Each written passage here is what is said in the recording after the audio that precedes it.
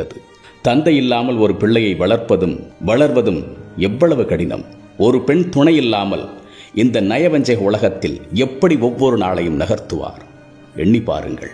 இவற்றிற்கெல்லாம் காரணம் குடி, மது என்ற கொலைகார கொடூரன்.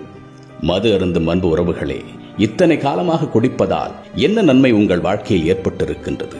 குடல் வெந்து இதயம் பலவீனமாகி ஈரல் வீங்கி போய் நரம்புகள் தளர்ந்து போனதை விட என்ன பயன் பெற்றிருக்கின்றீர்கள்? கவலையை மறக்க குடிக்கின்றீர்கள் என்றால் போதை தெளிந்தவுடன் கவலை உங்களை விட்டு சென்று விடுகின்றதா? அல்லது உங்கள் பிரச்சனைகள் தான் தீர்ந்து விடுகின்றதா? அல்லது பிரச்சனைக்காக பயந்து மது பாட்டில்களுக்கு பின்னால் சற்று நேரம் நீங்கள் ஒளிந்து கொள்ளுகின்றீர்களா? அப்படியென்றால் பிரச்சனைகளை நேருக்கு நேர் எதிர்கொள்ள துணிச்சல் இல்லாத கோழைகளா நீங்கள்? ஒருவேளை மகிழ்ச்சிக்காக குடிக்கின்றீர்கள் என்றால் எது மகிழ்ச்சி? உங்களுடைய நிலை மறந்து, சுய நினைவை இழந்து, வாய் குளறி, கால்கள் தடுமாறி, சொந்த அறிவை சில நேரம் இழந்து போவதற்கு பெயர் மகிழ்ச்சியா? 2 குடும்பங்கள் இன்று தவித்துக் கொண்டிருக்கின்றன.